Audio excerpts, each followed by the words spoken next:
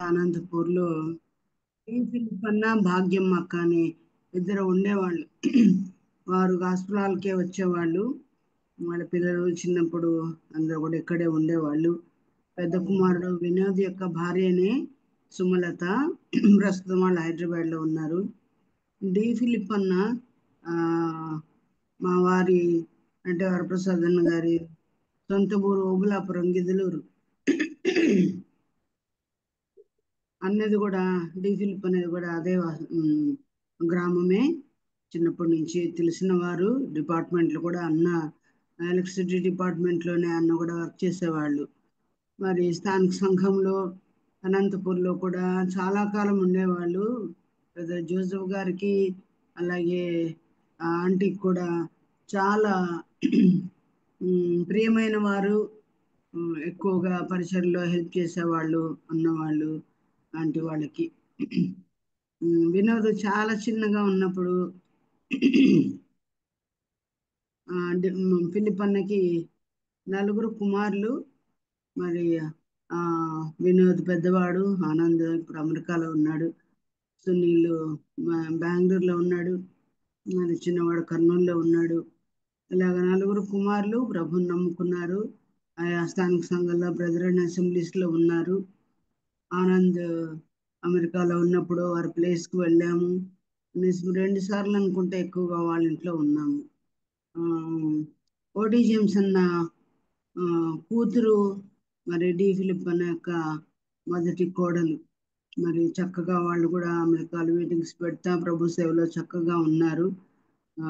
చక్కగా సాగిపోతున్నారు. రెండవ కోడలే సుమలత. నేనే ఇంతకుముందు పెద్ద ఆంటీ, ఆ, నేనే ఆ, పెద్ద వెరీ ఆమె గుడ్, వెరీ రెండు. గుడ్. ఇవే పెద్ద కోడలు. ఆ, తను ఇంతకుముందు మనకు సాక్ష్యము చెప్పారు, ఆ తర్వాత వాక్యము చెప్పారు. 2 సార్లు వాక్యం చెప్పారు. మీకు ఎవరికైనా గుర్తుండే ఉంటుంది కదా. ఆ, తను కూడా చూశారు మీరు. డి ఫిలిప్ అన్న కొంచెం ఈ మధ్యలో అసలు ఆ, చాలా భారీ కాయం అయినది. చాలా గంభీరంగా కూడా మాట్లాడుతూ ఉంటారు. ఆ, మరి ఈ మధ్య స్పైనల్ కార్డ్ ఆపరేషన్ వలన ఆ, కొంత వీక్ అయ్యారు. 2 కాళ్ళు చచ్చుబడిన కారణం చేత రీహాబిలిటేషన్ సెంటర్లో దాదాపు పోయిన సంవత్సరం అంతా కూడా పెద్ద కోడల దగ్గరే వినోద్ దగ్గరే ఉండేవాళ్ళు. అని కొంత కాళ్ళు ఇక్కడ నయం కావడం లేదు, నడక కష్టమైందని మళ్ళీ ఇప్పుడు బెంగళూరు చేర్చారనని నిన్నటి రోజు మన సంఘంలో కూడా అది పోస్ట్ చేయబడింది. అన్న యొక్క పిక్చర్ కూడా మనం చూసాము. చాలా తగ్గిపోయారు. మరి అయినా మంచి వాక్య పరిచయం చేసేవాళ్ళు. కర్నూలు అసెంబ్లీలో చాలా చక్కగా వాడబడ్డారు. అన్న చాలా ఏళ్ళుగా అక్కడ ఉన్నారు. రామలింగాడైన వాళ్ళందరితో కూడా మరి ఇలాగూ దేవుడు ఇంతవరకు వాడుకున్నారు. అవసాన దశలో ఉన్నారు. భాగ్యమ్మక్క కూడా అక్కడే వారి భర్తకు పరిచయం చేస్తూ ఉన్నారు. వారి ఆరోగ్యం కొరకు కూడా ప్రార్థనలో జ్ఞాపకం చేసుకోండి. ఇప్పుడు సుమలత కూడా 2 ఆడపిల్లలు. ఒక అమ్మాయి షీనా అని హైదరాబాద్ అమెరికాలో ఉంది. సాఫ్ట్వేర్లో పనిచేస్తూ ఉంది. ఆ, తన కొరకు ప్రార్థనలు జ్ఞాపకం చేసుకోండి. వివాహం కావాలి, ప్రయత్నంలో ఉన్నారు.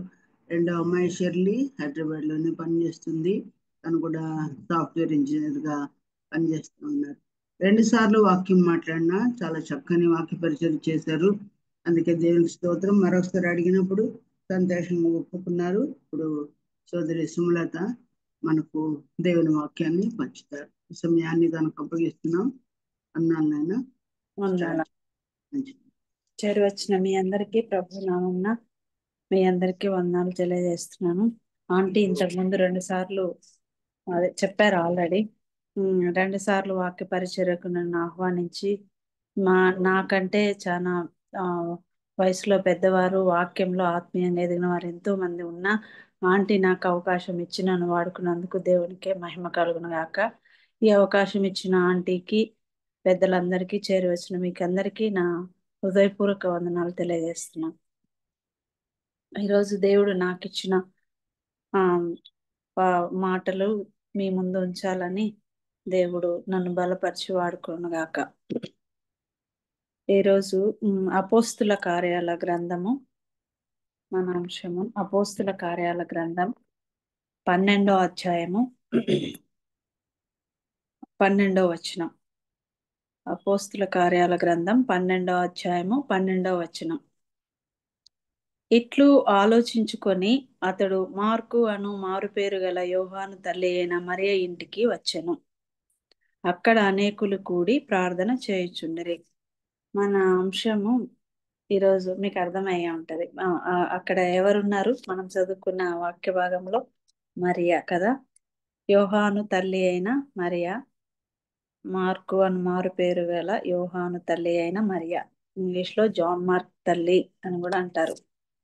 ఈ మరియ గురించి మనకు తక్కువగా తెలుసు. ఈమె గురించి తెలియాలంటే మనం ఆమె ఉన్న హోమ్ టూర్కి వెళ్ళాల్సిందే కదా.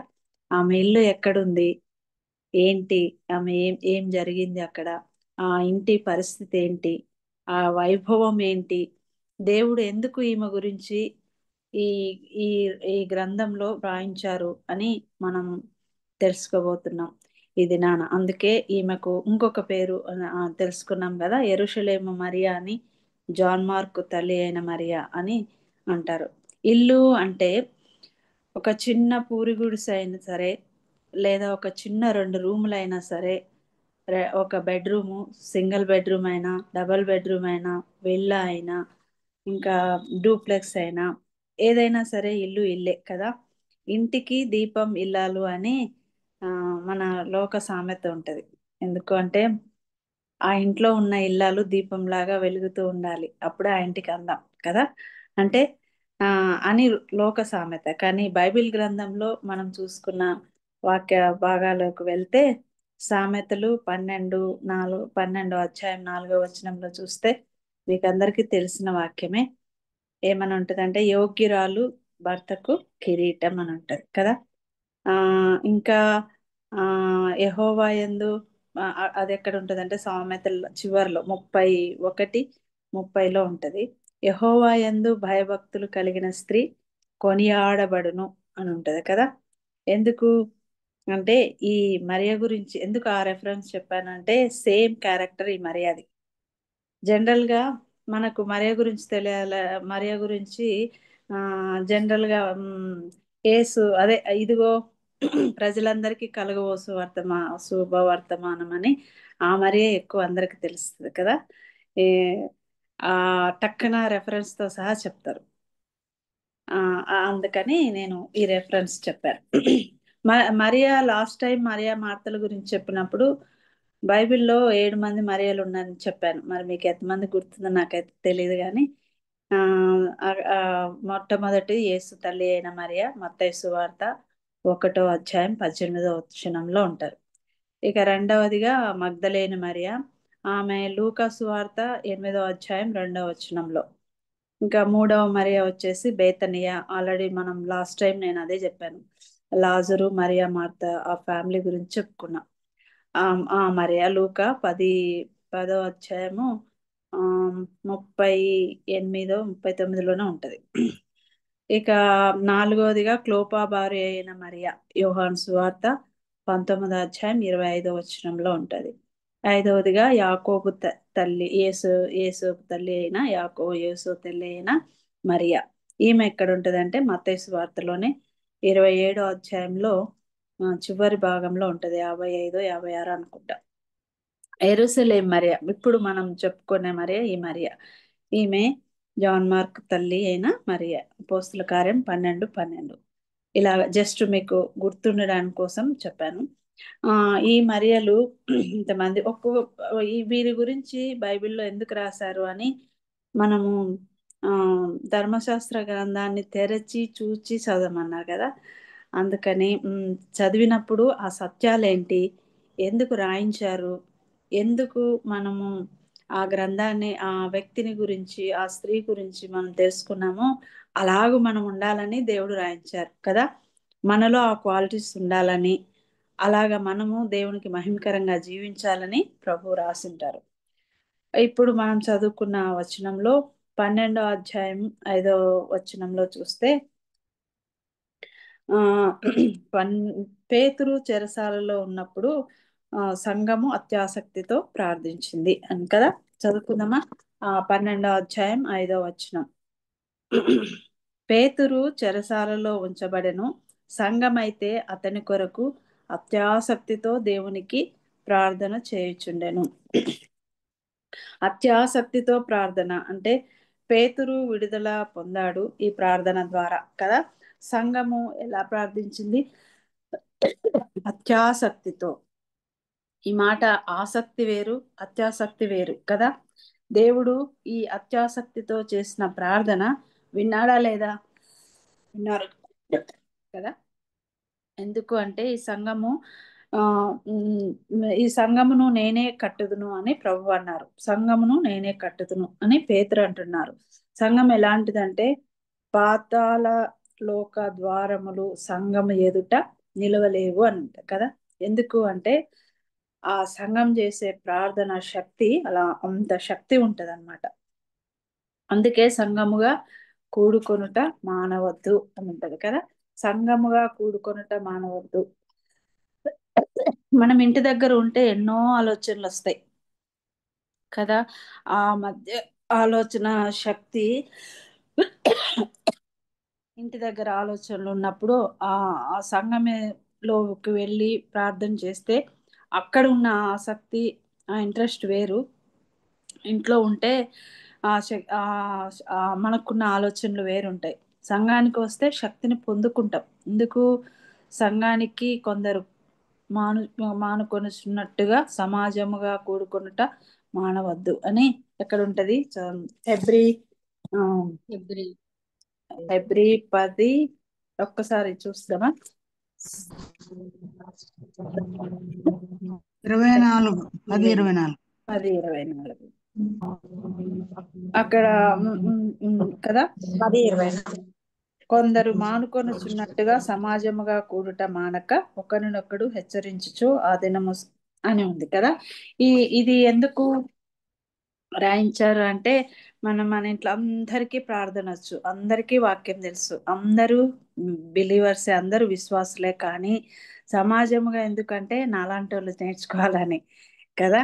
సమాజముగా కూడుకొనుట అంటే అక్కడ చెప్పే వాక్యము మన పెద్దలు దేవుని సంపూర్ణ శక్తి పరిశుద్ధాత్మ వాళ్ళు పొందుకొని మనకు నేర్పిస్తారు. ఇప్పుడు కెజాంటి నాకు వాక్య పరిచయం ఇచ్చిందంటే నేను అంత యోగ్యురాల్ని కాదు, కానీ దేవుని పరిశుద్ధాత్మ పొందుకున్న వారు సేవకులుగా వాళ్ళు ఆహ్వానిస్తే నేను ఎంతో చేసుకున్న. చాలా రోజుల తర్వాత ఆంటీ చెప్పారు, చాలా కాలం క్రితం మా ఆంటీ చెప్పినప్పుడు ఎంతో ప్రార్థన చేసుకున్నా. నేను అయోగ్యురాల్ని ప్రభువా, కొత్తగా నమ్ముకున్నాను. ఆంటీ దగ్గరే నేను నమ్ముకున్నాను. ఎందుకంటే నా మ్యారేజ్ అయిన కొత్తలో ఆంటీ వాళ్ళు మేము కర్నూలులో కలుస్తున్నాం. ఆంటీ వాళ్ళ ఇంట్లో రెంట్కి కూడా ఉన్నాం మేము, వాళ్ళు వెళ్ళిపోయిన తర్వాత.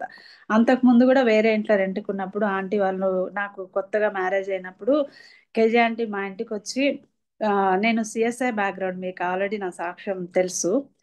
ఆంటీ వచ్చినప్పుడు నాతో ఒకేసారి వాక్యం చెప్పలేదు. ఆంటీ ఎలా చెప్పారంటే, నీకు మా చర్చ అర్థమవుతుందా? మీ నువ్వు వెళ్ళే చర్చ్ వాక్యం ఎలా ఉంటుంది? ఆంటీ గుర్తుందో లేదో, నాకు గుర్తుంది. ఎలా ఉంటది అంటే నేను ఇలా ఉంటది అని మా ప్రాసెస్ అంతా చెప్పా. అని ఏమన్నా దాని గురించి ఏం చెప్పలేదు కానీ ఆంటీ వాక్యం అంటే ఎందుకు, దేవుణ్ణి నమ్ముకోవడం అంటే ఏంటి, నమ్ముకున్న నిన్ను ఫోర్స్ చేస్తున్నానా కాదు, కానీ దేవుని వాక్యం నమ్ముకున్న తర్వాత నమ్మడం అంటే ఏంటి, నమ్ముకున్న తర్వాత నువ్వు ఎక్కడ పోతావు, పరలోకం అంటే ఏంటి, నరకం అంటే ఏంటి, ఇవన్నీ వన్ బై వన్ ఒకేసారి చెప్పలేదు. ఒకసారి వచ్చినప్పుడు ఒక రెఫరెన్స్ చెప్పి వెళ్తారు అంతే, అది చదువుకో అని చెప్తారు. దాన్ని చదివిన తర్వాత నెక్స్ట్ టైం వచ్చినప్పుడు మళ్ళీ ఆ వాక్యం అడుగుతారు, చదువుకున్నావా, దాంట్లో ఏం అర్థమైంది అని. నాకు అర్థమైంది చెప్తాను ఆంటీకి. సరే ఇంకా లోతుగా చెప్తారు దాని గురించి. చెప్పినప్పుడు అలా ఇంకా చివరకు నేనే ఆంటీ నేను నమ్ముకుంటాను ఆంటీ అని చెప్తే అప్పుడు మోకరించి ప్రార్థన చేయించారు నమ్ముకునే. కానీ బాప్టిజం మాత్రం ప్రభుదాస్ రెడ్డి అంకులు నంద్యాలలో ఇచ్చారు. సో ఫస్ట్ నమ్మింది కేజీ ఆంటీ దగ్గర, బాప్టిజం తీసుకుంది పద్మ ఆంటీ దగ్గర, ఆత్మీయంగా ఎదిగింది డివైన్ లైట్లో. సో ఇలా కుటుంబంలో కూడా ప్రార్థన అవి ఉన్నాయి. కానీ వాక్య పరిచర్యకు ఎదగడం అంటే ఆయన యొక్క నన్ను ప్రోత్సహించి ముందుకు తీసుకొచ్చారు. ఇలాగా నేను ఒక్కొక్క సంఘంలో ఒక్కొక్క స్థితిలో ఆత్మీయంగా నన్ను ఈ పెద్దలందరూ కలిసి నన్ను ఎదగనిచ్చినారు. అంటే ఆంటీకి వాళ్ళ గ్రూప్లో వాక్యం చెప్పాలి అని అంటే ఎంత ఆ ధైర్యం ఉండాలి కదా. దేవుడు నన్ను బలపరిచి వాడడానికి ఎంతో ప్రార్థించి మీ ముందుకు వచ్చాను నేను. సో ఇలా ఎందుకు చెప్తున్నానంటే, సంఘములో అత్యాసక్తి సమాజముగా కూడుకొనుట మానవద్దు అన్నందుకు నేను సంఘంలో ఇంత నేర్చుకున్నా. సో సంఘంలో అనేకులు ఉంటారు కదా, అందరం కలిసి కూడి ప్రార్థించినప్పుడు దేన్నైతే అడుగుతామో నీవు చేయాలి ప్రభువా అని, చేయాల్సిందే అని గట్టిగా అడుగుతాయి. ఇప్పుడు మన మమ్మీనో మన డాడీనో మనకి ఏదైనా అవసరం అయితే గట్టిగా నువ్వు ఇయ్యాల్సిందే, నువ్వు చెప్పావు కాబట్టి నువ్వు చేయాల్సిందే, నువ్వు ఆ రోజు నేను ఇది చిన్నపిల్లలు వచ్చి ఎగ్జామ్ రాస్తే ఫస్ట్ ప్రైజ్ వస్తే నీకు ఇది ఇస్తామని అంటాం కదా, అలాగా నాకు ఫస్ట్ ప్రైజ్ వస్తుంది నువ్వు చెప్పావు నువ్వు ఇయ్యాల్సిందే అన్నట్టుగా మనం దేవుణ్ణి అడుగుతాం అనమాట. అంత శక్తి సంఘంలో ఉంటది ఆ ప్రార్థనలో. ఈ సంఘము తన స్వరక్తమిచ్చి సంపాదించిన రక్తం సంఘం కనుక అంత శక్తి ఆ సంఘంలో ఉంటుంది. మనం బలహీనుల బలహీన మనం బలహీనమైన శరీరాలు బలహీనంగా ఉంటాం కదా. బలహీన సమయంలో విసిగి వేసారినప్పుడు ఆ శక్తిని మనము ఇంట్లో ఉంటే కోల్పోతాం, సంఘంలో వెళ్తే ఆ బలాన్ని పొందుకుంటాం. సంఘానికి వచ్చే కొలది మనకేం అర్థమవుతుంది, ఒక విషయం అర్థమవుతుంది. ఇంట్లో ఉంటే నేను నాకు అన్నీ ఉన్నాయి, నాకేం అవసరం లేదు, పెద్ద నాకు మంచి భర్త ఉన్నాడు, మ్యారేజ్ అయిపోయింది, తర్వాత అమ్మ నాన్న ఉన్నారు, తర్వాత అత్త మామ బాగున్న వాళ్ళు, నా భర్త మంచి సాఫ్ట్వేర్, నా పిల్లలు మంచి ఉద్యోగస్తులు, నాకేం అవసరం ఒకరితో అనే ప్రౌడ్ ఉంటది ఇంట్లో ఉంటే. అదే సంఘానికి వెళ్ళినాం అనుకో, ఆ వాక్యాలు ఆ వాక్యంలోని సారాంశం వినే కొద్దీ, ఆ వాక్యంలోని మర్మాలను తెలుసుకునే కొద్దీ వీఆర్ సో వీక్ అని మనం తెలుసుకుంటాం. ఎందుకంటే ఆ ఆ శక్తిని మనం పోయి అనుభవించిన వాళ్ళకే, పొందుకున్న వాళ్ళకే తెలుస్తుంది అనమాట. సో మనకు అన్ని ఉన్నా, తినేంత ఉంది, త్రాగేంత ఉంది, కట్టుకునేంత ఉంది, నాకేం అవసరం అని ఇంట్లో సంఘానికి వెళ్ళకుంటే మనం ఏమనుకుంటామో అదే కరెక్ట్ అని ఉంటాం. అది తప్పు కదా. సంఘానికి వెళ్ళాలి. అంటే సంఘానికి వెళ్తే ఒక సబ్మిషన్ అనేది తెలుస్తుంది, నాకేం తెలియదు అనేది మనకు అర్థమైపోతుంది అన్నమాట. మోషే ఫర్ ఎగ్జాంపుల్, మోషే ఐగుప్తులో కొడితే కింద పడ్డాడు కదా, మాటల యందు నేర్పరితనం కలిగిన వాడు అని అన్నాడు. కానీ అదే దేవుని సన్నిధిలోకి వచ్చేటప్పటికి ఏమన్నాడు, నేను నోటి మాంద్యం గలవాడను ప్రభువా అన్నాడు కదా మోషే. అలాగా ఇంకా యాకోబు చూస్తే నాకు ఎదురే లేదు అని హారాన్లో ఉన్నప్పుడు ఎబ్బోకు రేవు దగ్గర దేవుని సన్నిధిలో పెనియేలు అనుభవంలో దేవుని ముఖాన్ని చూసిన తర్వాత ఆ కాళ్ళు విరిగాక కర్ర తీసుకొని అండ్ ఇండిపెండెన్స్ గా ఉన్న ఆయన బికమ్ డెవలప్మెంట్ కదా. అలాగా నాకు కర్ర కావాలి తీసుకొని, నేను నడవలేను ప్రభువా నాకు కర్ర కావాలి అని అనుకున్న మనందరి సంగతి అంతే కదా. ఇంట్లో ఉంటే నాకేం తక్కువ లేదు, నేను బాగా వాక్యం తెలుసు, పాటలు పాడతా, నేను రోజు ప్రార్థన చేసుకుంటా, నేనేం తక్కువ లేను అనుకుంటా. అదే వాక్యంలోకి వెళ్ళి సంఘంలోకి వెళ్ళి అన్ని వింటే, ఇప్పుడు ఆంటీ ఇంతమందిని ఒక 1 month ఎంతో బిజీగా ఉంటారు ఆంటీ కదా, వాక్యాన్ని ఒక్కొక్కరిని అడిగి ఫోన్లు చేసి మీరు చెప్పమ్మా అని ఎందుకు అంటున్నారు, మనల్ని ఆ ఆంటీ ఉన్న స్థితి ఆ అనుభవంలోకి రావాలని ఆంటీ ఆశ కదా. అలాగా సంఘంలోకి వెళ్తే ఇంప్రూవ్మెంట్ అని ఉంటుంది, ఎక్కడ ఆత్మీయంగా, లోకానుసారమైన అది కాదు కానీ అలాగా సంఘంలోకి వస్తే ఎలా ఎదగాలి అని, ఎలా మనం ఆత్మీయంగా బ్రతకాలి, ఎలా నడుచుకోవాలి సంఘంలో, కుటుంబంలో, ఇరుగు పొరుగు వారి మధ్య మన ప్రవర్తనను చూసి, మన మన కుటుంబాలను చూసి వాళ్ళు మారాలి. అలాంటి జీవితం మనం కలిగి ఉంటాం. మన బ్రతుకు మారాలి, మనం ఎలా నడుచుకోవాలో, ఎలా బ్రతకాలో, ఎలా అని మనం తెలుసుకుంటాం. అటువలే క్రీస్తు కూడా సంఘమును ప్రేమించెను, సంఘము కొరకు తన్ను తాను అప్పగించుకొనను. ఎందుకు సంఘము కొరకు తన్ను తాను అప్పగించుకొనను అంటే ఎవరు మన కోసమే కదా.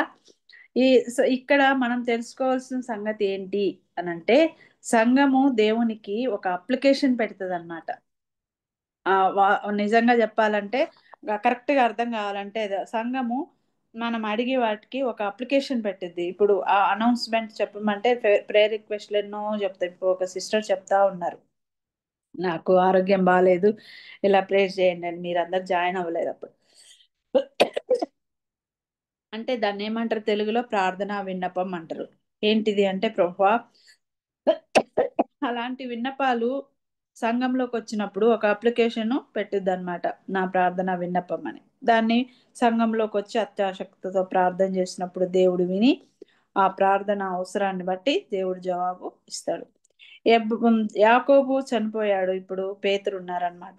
అతను మాకు కావాలి అని జనరల్ గా రిక్వెస్ట్, విజ్ఞాపన అనేవి అప్పట్లో అధికారులకు పెడతాం కదా. లోకంలో అయితే అధికారులకు పెడితే మనకి ఏదన్నా ట్రాన్స్ఫర్ ఏదైనా కావాలంటే ఎంఆర్ఓ ఆఫీస్, ఏ డిపార్ట్మెంట్లో ఏ హెడ్ ఆఫీస్ ఉంటుందో అక్కడికి వెళ్ళి అప్లికేషన్ సబ్మిట్ చేస్తే వాళ్ళు దాన్ని ఏదైనా సరే ఆ ప్రాబ్లమ్ని సాల్వ్ చేస్తారు జాబ్లలో కదా.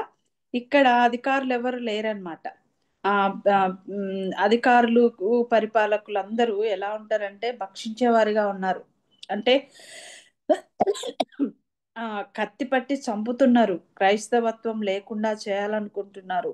ఇదంతా ప్రజలకు ఇష్టమైన కార్యం అక్కడ ఉన్న ప్రజలకు. కానీ ప్రజెంట్ మనమున్న పరిస్థితి కూడా అదే లోకంలో ఇప్పుడు కదా. సువార్త చెప్తే కొడుతున్నారు, దేవుని మాటలు చెప్తే పోవయ్యా అని అంటున్నారు. ఎవరన్నా పేపర్ ఇచ్చి చదవండి అంటే అక్కడే మన ముందే చించి పడేస్తున్నారు. ఇలాంటి పరిస్థితుల్లో అప్పుడున్న పరిస్థితుల్లో ఇప్పుడు వచ్చేసాయి కదా. మనమున్న పరిస్థితులు అలానే ఉండే. సాతాను భ్రమపరుచు ఆత్మ కదా వారిలోకి వెళ్ళింది. ఆ పరిస్థితులలో అప్పుడు కూడా హేరోదులో దూరినట్టు హింసాత్మకమైన పరిస్థితులు, వీటన్నిటి పరిస్థితుల నుండి వాటిని ఎదుర్కోవడానికి అన్నట్టు సంఘము ఐక్యతగా కూడి ప్రార్థించాలి. ఇది అన్నమాట సంఘము అత్యాసక్తితో ప్రార్థన అంటే. ఇదంతా కూడా ఈ అపోస్తుల కార్యం 12వ అధ్యాయం అంతా చదివితే నాకైతే ఇది అర్థమైంది. అంటే we have to beg, we have to pray, we have to kneel down our Lord Jesus Christ కదా. నువ్వు చెయ్యి, అలా చేస్తే ప్రభువా భూమి మీద ఉన్నప్పుడు, లోకంలో మనం జీవిస్తూ ఉన్నప్పుడు దేన్నైతే మనం వేడుకుంటామో, అంటే ప్రార్థన అంటే చాలా రకాలు ఉంటాయి. కొంతమంది ప్రార్థన స్టార్ట్ చేసినప్పటి నుంచి నాకు ఇది ప్రభువా అది ప్రభువా అంట ఆత్మీయమైన వాటి గురించి చేసేది తక్కువ కదా. ఇప్పుడు మన బ్రదరన్ లో హెబ్రోను వాటిలో చేస్తారు, కానీ సిఎస్ఐ వేరే డినామినేషన్ లో చాలా తక్కువ. ఆ, వాళ్ళు అసలు పాస్టర్స్ వస్తే డబ్బులు ఇస్తేనే ప్రేయర్ చేస్తామంటారు కదా. భూమి మీద మనం దేన్ని వేడుకుంటామో పరలోకంలో దాన్ని దేవుడు నెరవేరుస్తాడంట. భూమి మీద దేన్ని అయితే మనం విడుదల చేస్తామో నా అదే అంత పవరు దేవుడు మనకు ఆ సంఘానికి ఉందన్నమాట. అదే దేవుడు మనకి ఇస్తాడు. అంటే సంఘం అంటే ఎవరు? నువ్వు నేను మనందరం అన్నమాట కదా. నేను అని వాడకూడదు సంఘంలో. ప్రేయర్ చేసేటప్పుడు సింగిల్ వర్డ్ వాడకూడదు. మనందరము, మేము, మనము అని వాడాలి. ఇంకా చెప్పాలంటే కొంతమంది సింగిల్ గా ఇండిపెండెంట్ గా చేసుకునేప్పుడు ఓకే, గాని సంఘంలో కూడి ప్రార్థించేటప్పుడు నిన్న మాకు మంగళవారం ప్రేయర్ ఉన్నింది. విజయక్క వాక్యం చెప్పారు, మీకు అందరికి తెలిసే ఉంటది. అక్క దానియేలు గ్రంథంలో 9వ అధ్యాయంలో చెప్పారు. దానియేలు ప్రార్థన ఎలా సంబోధించారంటే మహాత్యము గల భీకరమైన దేవా అని ఉంటది అక్కడ. ఆ సంబోధన ఎలా ప్రార్థించాడు దేవుణ్ణి, అంత రాజు, అంత అధికారము, అంత శక్తి ఉన్నా కూడా దేవుణ్ణి ఎలా సంబోధించారు, మన ప్రార్థన ఎలా ఉంది అని చెప్పారు.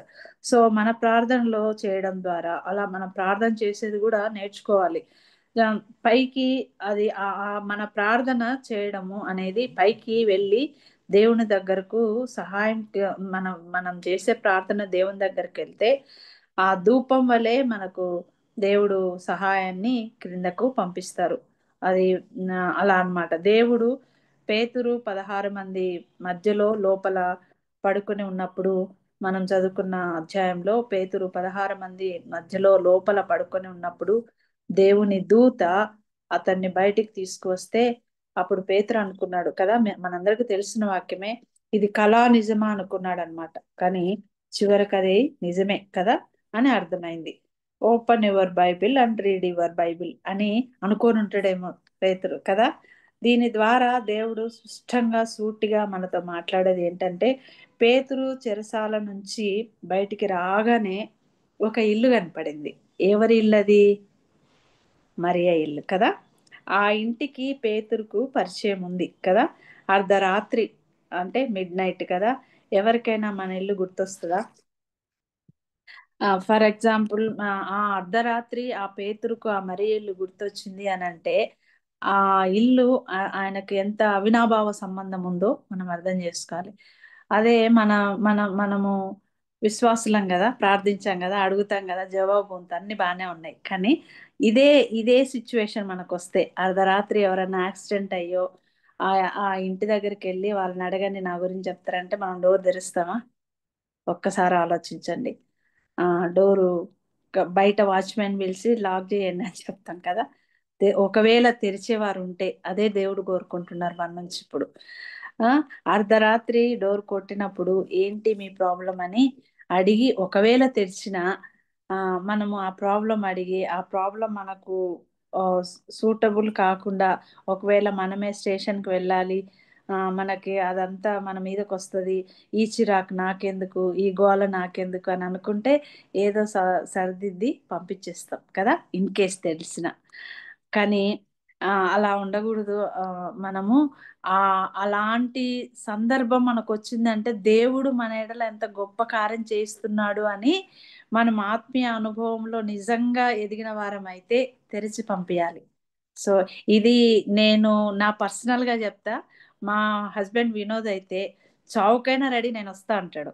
అంటే ఆయనకు అంత హెల్ప్ చేయాలి ఇతరులు బాధలో ఉన్నప్పుడు, నేను నా ప్రాణానికైనా సరే అన్నట్టుగా చేస్తారు ఆయన. ఎందుకంటే ఆయనకు ఎందుకో దేవుడు అలాంటి భర్తనీయడం నాకు ఎంతో అదృష్టవంతురాలు నేను, దేవుని కృప. కానీ ఏ సందర్భంలో అయినా నేను హెల్ప్ చేయాలి అంటే రెడీగా ఉంటారు. అలాగా మనము ఉండే కుటుంబంగా ఉండాలని దేవుడు మనల్ని కోరుకుంటున్నాడు. మన గృహం అలాంటి గృహంగా ఉండాలి. ముఖ్యంగా లేడీసే కదా. చెప్ప పెట్టకుండా తెచ్చావు, ముందు చెప్పేది లేదా, ఎన్నెన్నో సనుగులు గొనుగులు. కానీ అది సనుగులు గొనుగులతో చేస్తే దేవుడు గిన్నెడు చన్నీళ్ళు ఇచ్చినా, నేను దేవుని పేరిట గిన్నెడు చన్నీళ్ళు ఇచ్చినా వృధా కాదు అని ఉంటది కదా బైబిల్లో. సో మనము అలాంటి అనుభవంలో మనం ఉండాలి.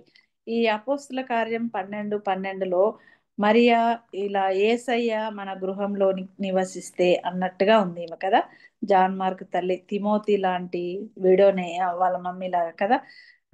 అని ఈమె ఈమె గురించి చెప్పాలంటే ఈమె చాలా ధనవంతురాలు అని ఆల్రెడీ మనం ఫస్ట్ లో చెప్పుకున్నాం కదా. మరియ గురించి చదువుకుంటూ వెళ్తే ప్రతి మరియకు ఒక విశిష్టత ఉంది. ఎందుకంటే ప్రతి మరియ జీవితం నుంచి నేర్చుకోవాల్సిన ఒక లెసన్ ఉంది కదా.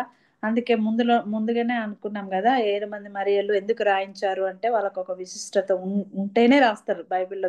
దేవుడి గ్రంథంలో ఉంది ఆ పేరు అంటే ఒక విశిష్టత, తెలుసుకోవాల్సిన సంగతులు ఎన్నో ఉంటాయి కదా. ప్రతి మరియ ఆధ్యాత్మిక మైన ఒక ప్రోత్సాహము, ఒక మేల్కొలుపు అని చెప్పుకోవచ్చు. ఈ యెరూషలేం మనం చదువుకున్న ఈ యెరూషలేం మరియ ఇల్లు ఎలాంటిదంటే చాలా పెద్ద ఇల్లు కదా. అనేకులకు ఆతిథ్యం ఇచ్చే ఇల్లుగా ఉంది. అందరూ కూడి ప్రార్థన చేసే ఇల్లుగా ఉంది కదా.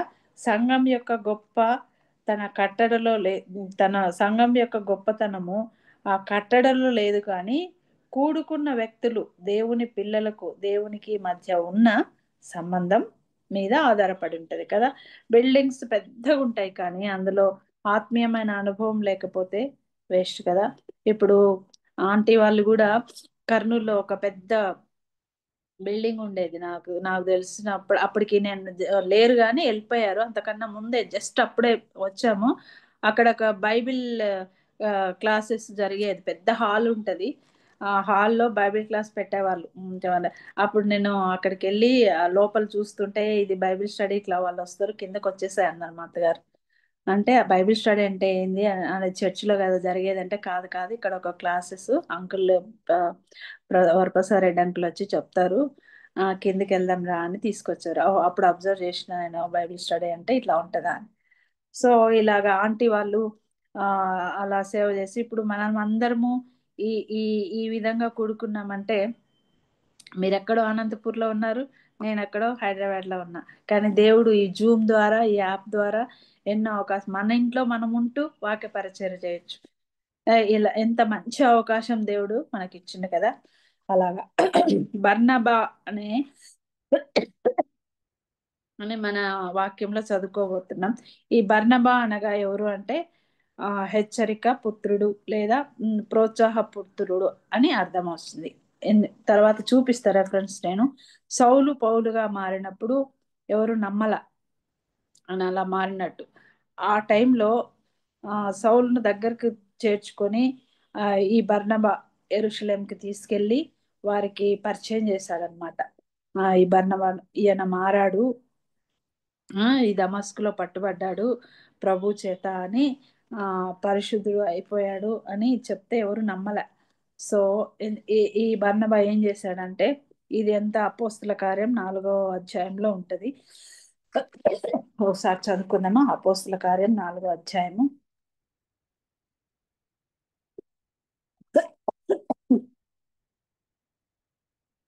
36వ వచనం. 4:36. కుప్రలో పుట్టిన లేవీయుడగు యేసోపు అను ఒకడుండెను. ఇతనికి అపోస్తలులు హెచ్చరిక పుత్రుడు అని అర్థమిచ్చు బర్నబా అను పేరు పెట్టియుండిరి. ఇతడు భూమి గలవాడై ఉండి దానిని అమ్మి దాని వెల తెచ్చి అపోస్తలుల పాదముల యొద్ద పెట్టెను. అంటే బర్నబా కుప్రా అనే ప్రాంతంలో చాలా భూములు ఉండేవి. వాటిని అమ్మి అపోస్తుల పరిచర్యకి ఇచ్చేసాడనమాట. సో అంటే ఈ బర్నబాకు బంధువు అన్నమాట. బర్నబా యెరూషలేము మరియకు ఎవరు సోదరుడు.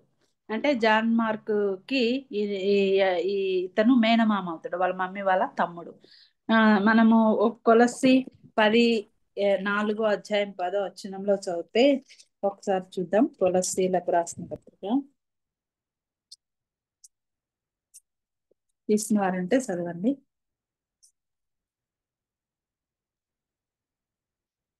అలాగుననే మాసిదోనియా ఎందంతటా ఉన్న సహోదరులందరినీ మీరు ప్రేమించుచున్నారు.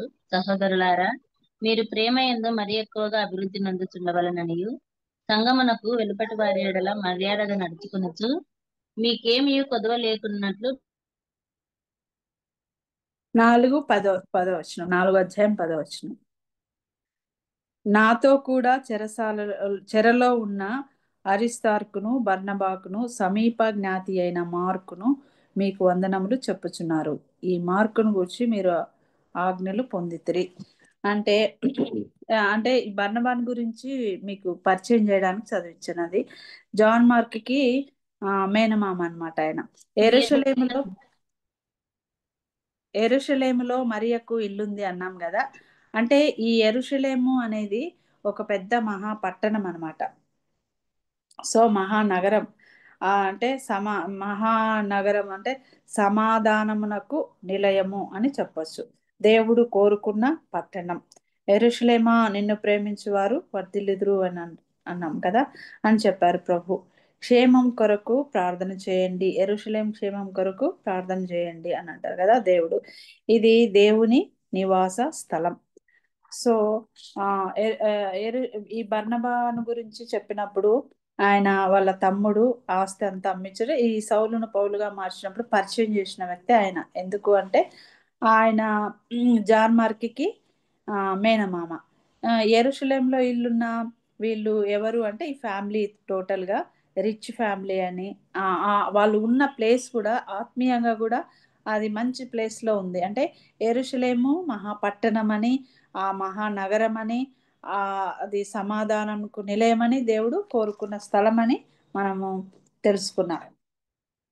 సో అలా చూసుకుంటూ వస్తే దావి 1వ రాజులు రాజు అయ్యాక మీకు ఇంకొక సంగతి ఇక్కడ ప్రార్థన గురించి చెప్పాలంటే, దావీదు కుమారునికి బోధించిన వివరాలు మనం చూసుకుంటే 1వ రాజుల గ్రంథంలో అలాగా ఈమె బోధించింది అనమాట. అందుకని ఆ వాక్య భాగం చూస్తున్నా. 1వ రాజుల గ్రంథము ఆ 2వ అధ్యాయము 36వ వచనం. 1వ రాజులు 2:36. తరువాత రాజు షిమీని పిలువనంపించి అతనికి ఈ మాట సెలవిచ్చెను. నీవు యెరూషలేములో ఇల్లు కట్టించుకొని బయట ఎక్కడికైనాను వెళ్ళక అందులో కాపురముండుము. నీవు ఏ దినమున బయలుదేరి కిద్రోను ఏరువాగు దాటుదువో ఆ దినమున నీవు చచ్చుట నిశ్చయమని రూఢిగా తెలుసుకొనుము. నీ ప్రాణమునకు నీవే ఉత్తరవాది అనగా సిమి తమరు సెలవిచ్చినది మంచిది. సరే అక్కడి వరకు. సరే, దావీదు తనకు అవసాన కాలంలో ఉన్నప్పుడు దా కుమారునికి బోధించాడు ఏమని, చివరి రోజుల్లో నేను సొలొమోనుకు అప్పగింతలు అన్నట్టుగా అప్పగింతలు చివరి టైంలో చెప్తే అందరూ చాలా ఇంపార్టెంట్ ఇస్తారు కదా. మనం ఎవరన్నా బెడ్ రీడెడ్ గా ఉన్నప్పుడు కుమారుని పిలిచి ఏమన్నా చెప్తావా అంటే దానికి చాలా ఇంపార్టెన్స్ ఇస్తాం మనం. ఆస్తులు మనమైతే జనరల్ గా ఏ ఆస్తి ఎవరికి ఇస్తారా, ఎవరికి ఇది చెప్తారా, ఎవరికి ఇస్తారా అని చూసుకుంటూ ఉంటాం కదా.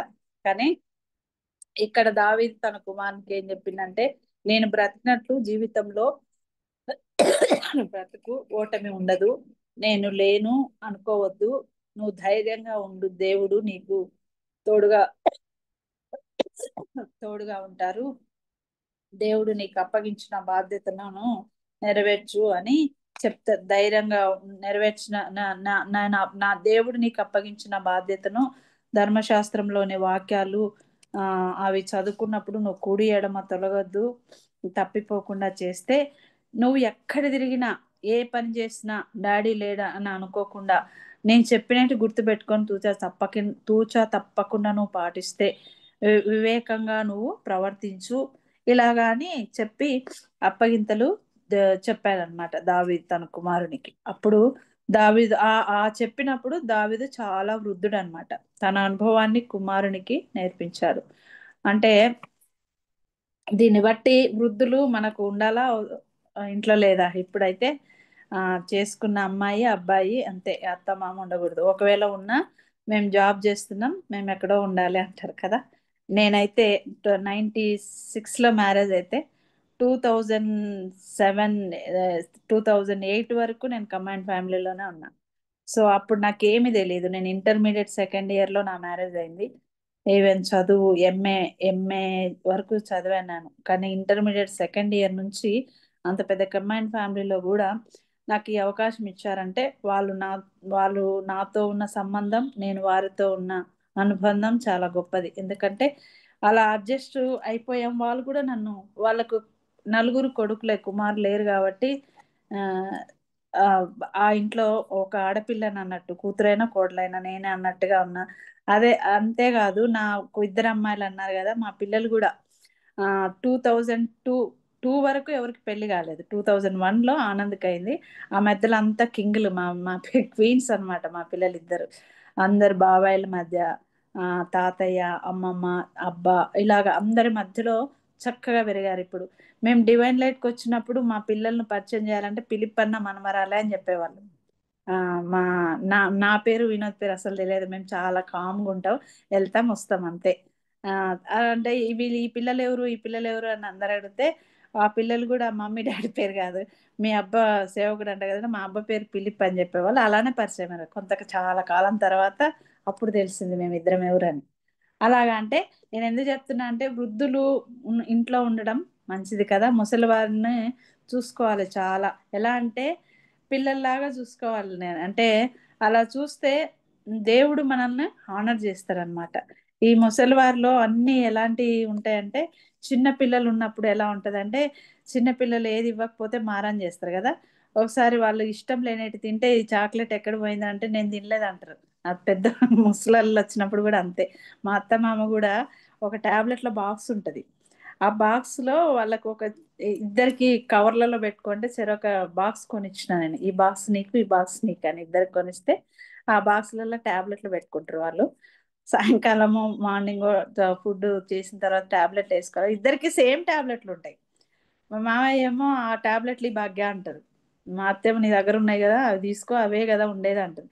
నువ్వు ఇస్తే ఏమవుతుంది అంటే, వాళ్ళు ఎట్లా అంటే ఫుడ్కి ఏమి కొట్లాడుకోరు కానీ ఆ టాబ్లెట్ కోసం నా ఇక్కడ మామ దగ్గర ఉన్న టాబ్లెట్ వేసుకోవచ్చు కదా, కాదు అది నాకు కావాలి అంటాడు.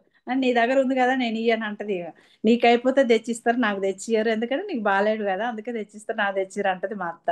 ఇలా ఉంటది వాళ్ళ. సో చిన్న పిల్లల్లాగా ఉంటారు అనమాట. వాళ్ళకు స్నానం చేయించాలి, మంచిగా పలకరించాలి, లేకపోతే నెయిల్స్ ఉంటాయి తీసేయాలి. ఇలాగా చేస్తే వాళ్ళ మొహంలో వెలిగిపోతుంది అనమాట. అంటే వాళ్ళకు ఎలా అంటే నన్ను ఇంత బాగా చూసుకుంటున్నారు అనే ప్రేమ. అదే ఆపోజిట్ లో ఉన్నాం అనుకోండి, ఎంత బాధపడతారు, కుంగిపోతారు వాళ్ళు కదా. ఇలా చూసుకోవాలి అంటే వారి జీవిత అనుభవాలు మనం తెలుసుకోవాలి. అంటే వాళ్ళు ఆ ఆ అనుభవించిన ఆ జీవితం మనకు మాదిరికరంగా ఉంది అని అంటే ఆ స్టైల్లో అలా మనం వస్తే మనము దేవుడు మనల్ని హానర్ చేస్తాడు. అన్ని వాళ్ళు సంపాదించేటప్పుడు అన్ని అనుభవిస్తాం, కానీ చూసుకునేటప్పుడు నేనా నువ్వా అని అనకూడదు అని ఈ వాక్యంలో మనకు నేర్చుకునేది అదే. సో మనకు దేవుడు అలా చేస్తే మార్క్ వేస్తాడంట.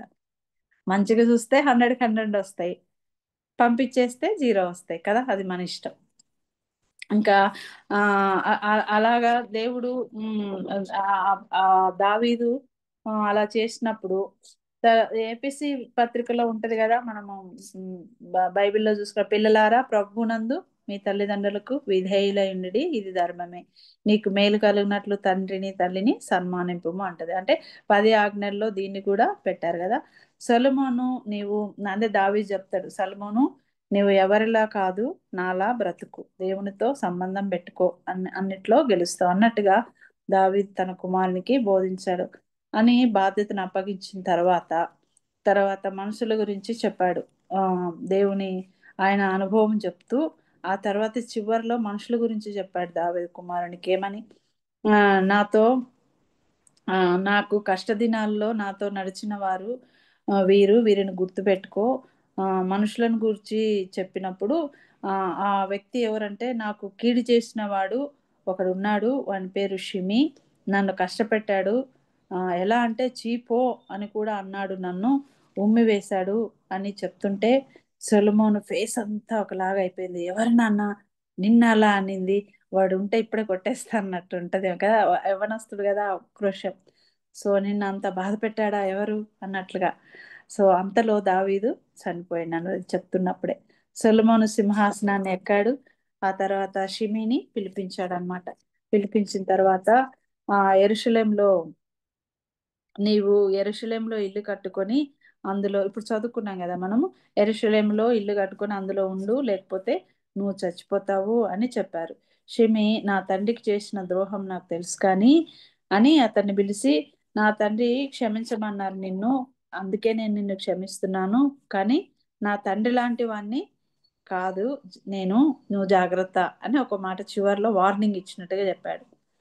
సో ఆ టైంలో యెరూషలేంలో ఇల్లు కట్టుకొని అందులో ఉండు, ఇక్కడే అంటే ఇంకా చెప్పాడు ఆయనకు, ఎందుకు వార్నింగ్ ఇచ్చిన తర్వాత ఒక మంచి మాట కూడా చెప్పాడు, యెరూషలేంలోనే ఇల్లు కట్టుకొని ఇక్కడే ఉండు, ఎందుకంటే అక్కడే ఆనందం ఉంటది, అక్కడే క్షేమం ఉంటది, అక్కడే జీవజలాలు ఉంటాయి, దేవుని సన్నిధి ఉంటది.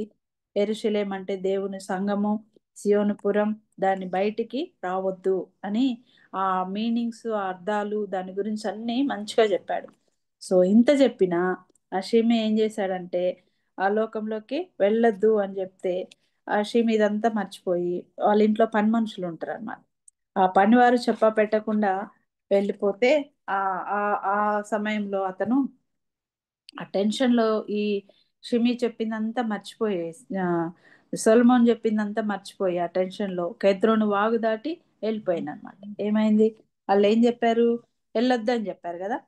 సో వెళ్ళిపోతే ఏమైంది, ఏమవుతుంది, మరణ శిక్ష వచ్చింది, అంటే చంపేస్తారు అన్నట్టు.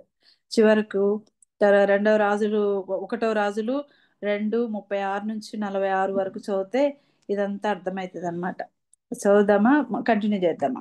సో ఇది తర్వాత చదువుకోండి మీరు. ఇలా వెళ్ళిపోయిన తర్వాత ఆ సంఘానికి సరిహద్దులు దాటిపోవద్దని చెప్తే ఈ లోకక్షేమం దేవుని దృష్టికి వైరం అనింది కదా, ఇన్ని తెలిసినా కూడా దాటి వెళ్ళిపోయింది. సో దేవుని శిక్షను అనుభవించాడు. యెరూషలేములో ఇల్లు కలిగిన మరియా తర్వాత ఆదిమ సంఘంలో పురుడు పోసుకున్న చురుకైన స్త్రీ అన్నమాట ఈ మరియా. మనందరం చురుగ్గా ఉండాలి. ఎలా అంటే ఆ హెబ్రీ స్త్రీలు ఐగుప్తు స్త్రీల కంటే చురుకైన వారు అని మనము నిర్గమకాండంలో చదువుతాం కదా. మనం అందరం కూడా అంత చురుగ్గా ఉండాలి.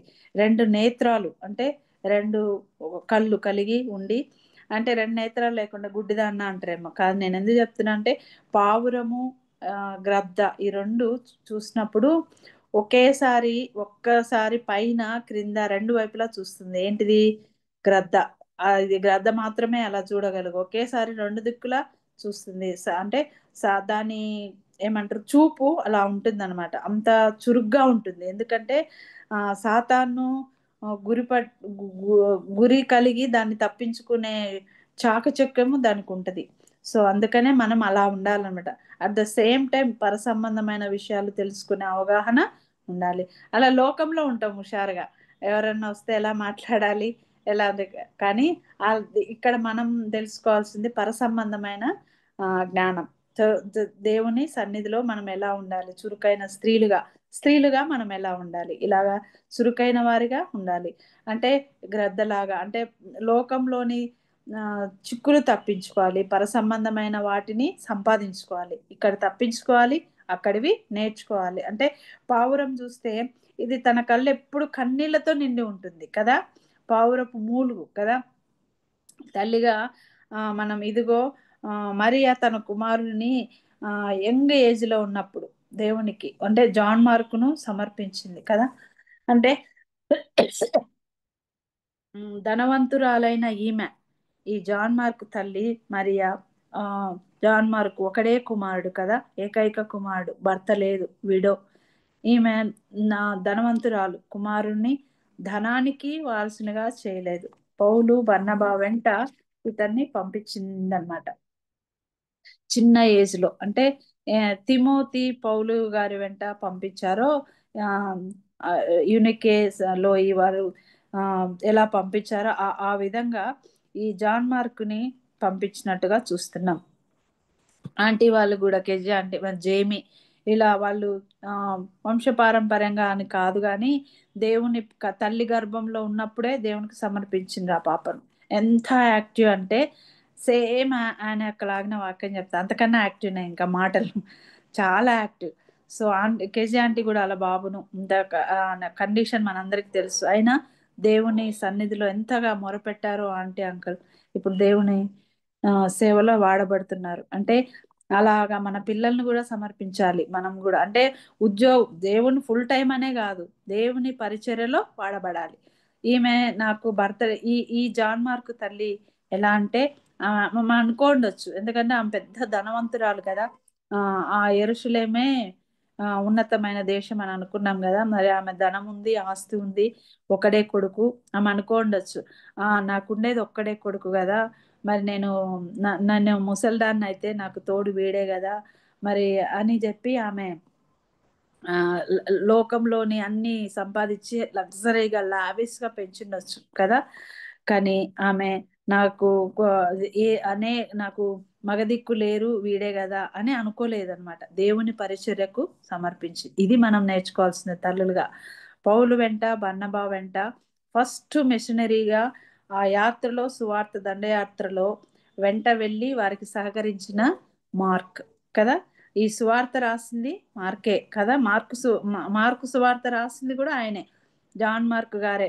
అంటే అంటే వెరీ వెరీ బ్యూటిఫుల్ అన్నమాట. అంటే ఈ యవ్వన బిడ్డ మీద తల్లి ప్రభావం ఉంది, ఇది నేను చెప్పుకొచ్చేది. అంటే తల్లి ఏ విధంగా బిడ్డల్ని పెంచితే, ఇప్పుడు మ్యారేజ్ అయితే అమ్మాయిలు వెళ్ళగానే అమ్మ టీ చేయంటే నాకు రాదంటారు. ఎందుకు అంటే వెంటనే అంటారు, మీ మమ్మీ నీకేం నేర్పిలేదా అంటారు కదా. నేను మా పిల్లలకి అదే చెప్తా. నేను చాలా ఫాస్ట్ గా వంట చేసుకుంటా అంట. ఎప్పుడన్నా టీ చేయమంటే స్లోగా చేస్తే, నువ్వు ఇలా చేయాలంటే, మమ్మీ నీ సర్వీస్ 30 years, నా సర్వీస్ 20 years, నేను జాబ్ చేస్తున్నానంటే ఈ మాట నా దగ్గర మమ్మీ కాబట్టి ఓకే, అత్తగారింటికి వెళ్ళినప్పుడు చేయాలమ్మా, కొంచెం ఫాస్ట్ స్టూల్ వేసుకొని అక్కడ కూర్చొని నేర్పిస్తానే చేస్తారు పాపం. అయితే ఎందుకు చెప్తున్నానంటే మనము పిల్లలకి అలా నేర్పియాలి. ఏ చెడు అయినా మంచి అయినా ఫస్ట్ అనేది అమ్మాయిల దగ్గర తల్లినే కదా. ఈ యవ్వన బిడ్డ మీద తల్లి ప్రభావం ఎంత గొప్పదో పరిశుద్ధ గ్రంథంలో వ్రాయించారు అంటే కదా. మరియా చురుకైన స్త్రీ, హెబ్రీ స్త్రీలు ఐగుప్తు స్త్రీల కంటే చురుకైన వారు. అలా మనం కూడా ఆ లిస్ట్ లో ఉండాలి. అలా దేవుడు మనల్ని పెట్టారంటే మనం ఎంతో సంతోషపడతాం కదా. సో ఆ ఆ, ఈ బర్నబా సోదరి జాన్ మార్క్ తల్లి అని అనుకున్నాం కదా, 4:36లో చదువుకున్నాం కదా ఆల్రెడీ. ఏమని, ఆ, ఆ, బర్నబా వాళ్ళ తమ్ముడు అని. ఆ వీరిలో ఈ ఫ్యామిలీ చాలా రిచ్ అని కూడా తెలుసుకున్నాం కదా. సువార్త కొరకు వాళ్ళు ఆ సంఘాన్నే కాదు, సువార్త కొరకు ఇంటినే కాక, ఆ సువార్త కొరకు వారి ఇంటినే కాక సరే తన కుమారుణ్ణి కూడా పరిచర్యకు అప్పగించింది. ఎంత గొప్ప విషయం కదా. ఏకైక కుమారుడు, ఒక్కగానొక్క కుమారుడిని ఆమె తన సువార్తకు పరిచర్యకు, ఆ కష్టాలు అప్పుడున్న పరిస్థితులు వేరు. ఇప్పుడు సేవ చేయడం ఈజీ, అన్ని బండ్లు ఉన్నాయి, 2 వీలర్లు ఉన్నాయి, అవసరమైతే ఫ్లైట్స్ లో వెళ్తున్నారు. కానీ అప్పుడు సేవ అంటే చాలా కష్టం కదా. లూకా సువార్త 22వ అధ్యాయము 7-12 చూస్తే ఒకసారి చదువుకుందాం. లూకా సువార్త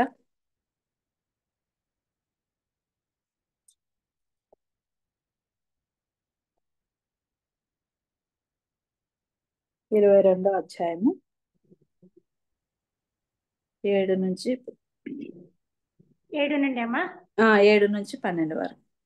పస్కా పశువును వధింపవలసిన పులియని రొట్టెల దినం రాగా యేసు పేతురును యోహానును చూచి, మీరు వెళ్ళి మనం భుజించుటకై పస్కాను మన కొరకు సిద్ధపరచుడని వారిని పంపిణి. వారు, మేమెక్కడ సిద్ధపరచగోర్చున్నామని ఆయనను అడగగా, ఆయన, ఇదిగో మీరు పట్టణంలో ప్రవేశించినప్పుడు నీళ్లకుండా మోసుకొని పోవచ్చిన ఒకడు మీకు ఎదురుగా వచ్చును. అతడు ప్రవేశించి ఇంట్లోనికి అతని వెంట వెళ్ళి, నేను నా శిష్యులతో కూడా పస్కాను భుజించుటకు విడిది గది ఎక్కడనని బోధకుడు నిన్ను అడుగుచున్నాడని ఇంటి యజమానితో చెప్పుడి. చదవనమ్మా.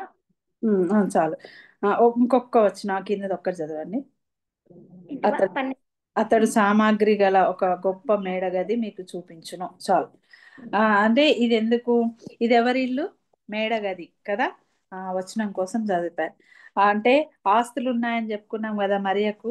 నా లోకంలో ఘనంగా పెంచొచ్చు తన కుమారుని, కానీ ఈ తల్లి పరిచర్యకు అప్పుతుంది. మనము మన మేడగది అంటే ఎక్కడికి వెళ్ళాలి అన్నప్పుడు వాళ్ళ ఇల్లు చూపించిండు. అలాగా మనం ఉండాలి. మనం మన పిల్లలను ఎలా పెంచుతున్నాం మనము అంటే పరీక్షించుకోవాలన్నమాట. ఒక పడుచువాడు నార వస్త్రాలు వేసుకొని వెళ్తుంటే పట్టుకుంటే ఆ వస్త్రాన్ని విడిచిపెట్టి పరిగెడతాడు. ఎవరు? John Mark. సరే, ఈ మార్కు 14వ అధ్యాయము 49లో ఉంటది. ఇది ఒకసారి చదువుకుందామా. మార్కు సువార్త 14వ అధ్యాయము 49 నేను చదువుతా. నేను ప్రతి దినము దేవాలయములో మీ యొద్ద ఉండి బోధించుచుండగా మీరు నన్ను పట్టుకొనలేదు. అయితే లేఖనములు నెరవేరునట్లు ఇలాగు జరుగుచున్నదని చెప్పెను. అప్పుడు వారందరూ ఆయనను విడచి పారిపోయిరి. ఈ దిగంబర శరీరము మీద నారబట్ట వేసుకొని ఉన్న ఒక పడుచువాడు ఆయన వెంట వెళ్ళుచుండగా, ఆ పడుచువాడు ఎవరు? ఈ మార్కే అన్నమాట. సో ఇదే జాన్ మార్కు అని అంటారు, తెలియదు కానీ ఏసయ్యను అందరూ విడిచిపెట్టిన ఆ టైంలో ఈ జాన్ మార్కు విడవలేదు. అంటే ఏసయ్యను వెంబడించేటట్లు చేసింది ఎవరు? తల్లి కదా. ఈమె ఆస్తిపరురాలు, ధనవంతురాలు. తర్వాత ఆమె ఉన్న స్థలము యెరూషలేం మంచి ప్రదేశం. సహజంగా ధనవంతులకి చాలా ప్రౌడ్ ఉంటది లోకానుసారంలో చూస్తే. వాళ్ళు పిలిస్తే అంటే అన్యులు అన్నమాట, పిలిస్తే పలకడానికి కూడా చాలా కష్టపడతారు వాళ్ళు. ఎవరో చూడు అని అంటారు, అమ్మా నువ్వేనా ఈ ఇల్లు ఈ పేరు గల నువ్వేనా అంటే అక్కడ వాచ్మెన్ అడగండి అంటారు. అసలు కొన్నిసార్లు అసలు పడకలు వెళ్ళిపోతారు కదా, అంత ప్రౌడ్ ఉంటది. కానీ ఈ దీనురాలు, ఈమెను జాన్ మార్కు తల్లి ఈ మరియా చాలా దీనురాలు. తన ఆస్తిని, తన ధనాన్ని, ఇంటిని, కుమారుణ్ణి తన పరిచర్యకి ఇచ్చింది. అంటే ఎన్ని ఇచ్చిందో చూడండి. ఆస్తిని ఇచ్చింది, ఇంటినిచ్చింది, కుమారుణ్ణి పరిచర్యకి ఇచ్చింది. ఉన్నారా ఇప్పుడు ఇట్లాగా సమర్పించుకొని చేసే పిల్లలు? నా బిడ్డ సాఫ్ట్వేర్ కావాలి, నా బిడ్డ డాక్టర్ కావాలి, తప్పులేదు. లోకంలో బ్రతకటానికి ఉద్యోగం అవసరమే. కానీ అట్ ద సేమ్ టైం అన్ని దయచేసిన దేవుని సన్నిధికి, దేవునిలో పాల్గొనేటట్లుగా, దేవుని సన్నిధి వారితో ఉండేటట్టుగా, దేవుని సేవకులకు పరిచయం ఏదో ఒక రకంగా దేవుని సేవలో వాడబడేటట్టుగా మనం మన పిల్లల్ని పెంచాలి. అప్పుడు వారికి తగ్గింపు వస్తుంది, ఆ గర్వం ఉండదు. ఇప్పుడు అటువంటి తల్లులు ఉన్నారా? ఉంటే దేవుడు ఎంతో మెచ్చుకుంటాడు మనల్ని కూడా ఈ మరి అలాగా కదా. మనల్ని మనం పరీక్షించుకోవాలి, ఏ లోపం ఉంది మనలో. ఈ వాక్యం విన్న తర్వాత, ఈ మాటలు విన్న తర్వాత మనలో ఏమున్నాయి, మన పిల్లల్ని ఎలా పెంచుతారు, మన పిల్లల ప్రవర్తన ఎలా ఉంది సరిదిద్దాలి. మన ఆ బాధ్యత అంతా ఈ మరి తల్లి జాన్ మార్క్ తల్లిలాగా మనం కూడా అలాగా ఆ క్వాలిటీస్ రావాలంటే మనం ఏం తగ్గించుకోవాలి, ఏం అన్ని మనం నేర్చుకోవాలంట. ఇహలోకమందు ధనవంతులైన వారు గర్విష్ఠులు కాక ఆస్తిరమందు నమ్మిక ఉంచక సుఖముగాను నెమ్మదిగాను బ్రతుకు నిమిత్తము ధారాళముగా సమస్తమును దయచేసిన దేవుని యందే మన నమ్మిక ఉంచాలి అని పౌలు తిమోతికి చెప్పాడనమాట. అంటే సంఘ ప్రార్థన ఈమె ఈమె ప్రార్థన ఎలా ఉందంటే, ఈమె చరిత్ర సంఘ ప్రార్థన దినాలలో చరిత్రలో ఈ మరియా ప్రార్థన ఏంటంటే, ఆమె ఒక యోధురాలు తన ఇంటిని పరిశుద్ధులు కూడుకోవడానికి ఇచ్చింది. అంటే తన ఇంట సంఘము ఉండాలని కోరుకుంది అనమాట. సో మరియా ఇల్లు ఎలాంటిదంటే ప్రార్థనా గృహం, పరిచర్య గృహం. ఈమె త్యాగం, ఈమె సమర్పణ. ఆదిమ సంఘంలో శ్రమలు వచ్చాయి కదా, మరి ఎక్కడ కూడుకోవాలి వీరందరూ? ఒక గొప్ప గది, అదే అప్పర్ రూమ్. ఎవరిది? ఈ ఇల్లు మరియది. ఈమె ఇల్లునిచ్చింది ఎవరికి అంటే శ్రమలలో ఉన్న వారికి ఇచ్చింది అనమాట. భయముతో ఉన్న వారికి, ప్రాణాపాయంలో ఉన్న వారికి. అప్పుడు పరిస్థితులు ఎలా ఉన్నాయి ఆల్రెడీ చెప్పుకున్నాం కదా, ఎక్కడికి వెళ్ళాలో తెలియని పరిస్థితిలో మొట్టమొదట గుర్తొచ్చేది అలాంటి పరిస్థితిలో ఉన్న వారికి గుర్తొచ్చే ఇల్లు ఏది అంటే మరియ ఇల్లు. మరి మనమైతే ఒంటరే ఉంటాము, మగోళ్ళు వస్తే ఏమంటారు, వీళ్ళు వస్తే ఏమంటారు, నేను ఒక్కదాన్నే ఉంటాను, నా ఇంట్లో ఏం తీసుకుపోతారో, ఒక్కదాన్ని ఉన్నప్పుడు ఎవరు రాకూడదు, బయట ఎవరైనా వస్తే లేరని చెప్పు అని అనే పరిస్థితులు అప్పుడు కదా. కానీ అలాంటి టైంలో కూడా ఈమె ఇల్లు గుర్తొచ్చేటట్టుగా ఉంది అంటే ఎంత ఆ దేవుని మీద ఆసక్తి ఉందో చూడండి. ప్రార్థనా గృహం, పరిచర్య గృహం. తల్లి గర్భంలో బిడ్డ ఏ రీతిగా కాపాడబడుతుందో అంటే 9 నెలలు ప్రెగ్నెంట్గా ఉన్నప్పుడు డెలివరీ సమయం వచ్చేటప్పుడు ఎలాగా బిడ్డ ఎదుగుతూ ఉంటుంది కదా లోపల. సో అలాంటి టైంలో అలాంటి క్రైస్తవులకి అంటే అర్థమైందా మీకు? కడుపులో ఉన్నప్పుడు బిడ్డ ఎలాగ ఎదుగుతారంటే ఎవరికి తెలియకుండా లోపల పరిచర్య చేసే క్రైస్తవులకి ఈ మరియా ఇంట్లో ఎదుగుదల ఉందన్నమాట. అలాంటి పరిస్థితుల్లో ఈమె దేవుని పిల్లలను తన ఇంటికి చేర్చుకుంది. అంటే డెలివరీ అయిన తర్వాత 2.5 మామూలుగా మంచి బిడ్డ డెలివరీ సేఫ్గా ఆరోగ్యంగా ఉందంటే ఒక 2.5 గ్రాములు, మినిమం 2 గ్రాములు ఉన్న బిడ్డ అయితే సేఫ్ అండి, హెల్తీ బేబీ అంటాం కదా. కానీ దానికన్నా తక్కువ ఉంటే తీసుకుపోయి ఎక్కడ పెడతాం? ఇంక్యుబేటర్లో పెడతాం. ఎప్పుడు ఎంతవరకు? 2 గ్రామ్స్ వచ్చే వరకు ఆ బిడ్డని ఇంక్యుబేటర్లో పెడతాం. అంటే విశ్వాసులకు అలాంటి ఇంక్యుబేటర్ లాగా పనిచేసింది ఈ మరియా ఇల్లు. సో ఎంత గొప్ప విషయం కదా. ఎదుగుచున్న క్రైస్తవులకు, బరువు తక్కువగా ఉన్న క్రైస్తవులకు, గాయాల పాలైన క్రైస్తవులకు అంటే ఈ ఇంక్యుబేటర్ లాగా ఈమె ఇల్లు ఇచ్చిందనమాట. అంటే పేతురు చెరసాలలో నుండి బయటకు వచ్చేటప్పటికి సంఘము మరియ ఇంట్లో కూడుకొని ప్రార్థన చేస్తున్నారు. సో సంఘానికి, అందులో ఉన్నవారికి కష్టకాలంలో గుర్తుకొచ్చే ఇల్లు ఏంటిది? మరియ ఇల్లు. మరి మన ఇల్లులు కూడా అలాంటి కష్టాల్లో ఉన్న వారికి గుర్తు వచ్చేటట్లుగా మనము ఒకవేళ ఉన్నామా ఉంటే మంచిదే. సో అలా ఎవరైనా అలాంటి పరిస్థితులు కాదు కానీ ఇప్పుడు కష్ట పరిస్థితుల్లో సో ఏదన్నా ఎంతో మంది నార్త్ ఇండియా సేవకులు అక్కడ వెళ్ళారు, మనం సాయం చేయొచ్చు, అంతవరకు చేస్తే చాలు ఇప్పుడున్న పరిస్థితుల్లో మనం. కానీ మన ఇంటికి వస్తే మన ఆనందపడాలన్నమాట. ఎందుకంటే నేను సహాయపడే పరిస్థితిని, నా గృహాన్ని దేవుడు అలా వాడుకుంటున్నాడు అని ఆనందపడి, మరి ఎలాంటి మనసు మనకుంటే ఆనందపడి వాళ్ళని చేర్చుకొని చేయాలి. ఇది దేవుడు కోరుకునేది. అంటే ఐఎమ్ సో థ్యాంక్ఫుల్ గాడ్ అని చెప్పాలి. అలాంటి పరిస్థితి డోర్ వేసేసి ఇంక వెళ్ళండి, మా ఆయన లేడు, మా అబ్బాయి లేడు, నేను ఒక్కదే ఉన్నా అని చెప్పకూడదు సార్. అంటే అంతేగాని వచ్చిన వారిని వెళ్ళగొట్టకూడదు. అంటే అలాంటి వాళ్ళు మనకు ఉండాలని దేవుడు కోరుకుంటున్నాడు. మా అమ్మాయి షైని 2020లో వెళ్ళింది యుఎస్ఏకి. అప్పుడు అక్కడ పరిస్థితులు ఎలా ఉన్నాయంటే ఆమె వెళ్ళిన ఒక 10-20 డేస్కో 10 డేస్కో కరోనా స్టార్ట్ అయింది, ఫస్ట్ కరోనా. ఆ టైంలో ఆమె, మా ఆనంద్ ఉంటాడు అక్కడ, వాళ్ళ బాబాయ్ సెకండ్ అబ్బాయి ఉంటాడు. ఆయన వెళ్ళి ఒక సేవకుని ఈమె వెళ్ళక ముందే పరిచయం చేసుకున్నారు. అక్కడ వాళ్ళ ఇంట్లో వదిలేసి వచ్చారంట. ఆ టైంలో ఫోన్లో మాట్లాడిన కూడా కష్టాలు. ఆ టైంలో మా పాపను వాళ్ళ ఇంట్లో పెట్టుకొని 10 డేస్ వాళ్ళ ఇంట్లో పెట్టుకొని, వాళ్ళు వాళ్ళ పుట్టిన వాళ్ళ అమ్మాయి లాగా వాళ్ళే 10 డేస్ తర్వాత 10 డేస్ సరిపడా ఫుడ్ బాక్సులలో ప్రొవైడ్ చేసి, ఆ తర్వాత వారికి ఇండియన్ షాపింగ్కి వెళ్ళి డ్రెస్సెస్ 10 pairs కొనిచ్చి, ఆ తర్వాత వాళ్ళ వెహికల్లో వెళ్ళి ఆ కాలేజ్ దగ్గర ఒక రూమ్ తీసి ఆ రూమ్లో జాయిన్ చేసి ప్రతిరోజు, ఆ తర్వాత ఒక 1 year వరకు ఆ అమ్మాయిని కాల్ ఆఫ్లో ఉన్నారు. అలా ఎవరు చూసుకుంటారు కదా. సో జాన్ మార్క్ గురించి ఒక మాట, పౌలు గారు వృద్ధాప్యంలో ఉన్నప్పుడు తిమోతికి ఒక లెటర్ రాస్తూ అన్నారు. ఏమని? తిమోతి, నేను చెరసాలలో ఒక్కదాన్నే ఉన్నాను, నాతో ఉన్న వారందరూ వెళ్ళిపోయారు, నాకు పరిచర్య చేయడానికి ఎవరూ లేరు, నువ్వు త్వరగా వస్తావా అని అంటూ అని లెటర్ రాసి వచ్చేటప్పుడు ఒక మాట అన్నాడు. ఏమని? నీవు వచ్చేటప్పుడు మార్క్ కూడా తీసుకొనిరా, ఎందుకంటే నాకు పరిచర్య చేస్తాడు అన్నాడు. ఇది కదా కావాల్సిందే. ఎంత మంచి పేరు కదా మార్క్కి. పౌలు గారి చివరి దశలో మరణానికి దగ్గరగా ఉన్నప్పుడు రాశాడనమాట. ఈ మాట ఎక్కడ ఉంటదంటే 2 తిమోతి 4వ అధ్యాయం 11వ వచనంలో ఉంటది. మార్కు మంచి ధనవంతుడే, కానీ పరిచర్య చేశాడు. ధన్యురాలైన మరియ జీవితము ప్రోత్సాహం, తర్వాత కుటుంబం ప్రోత్సాహం, విధవరాలే గాని ఈ కుమారుని ఎలా పెంచింది అనేది మనకు, తన జీవితాన్ని తన సర్వస్వం దేవునికి అర్పించింది, పరిచారకురాలైంది.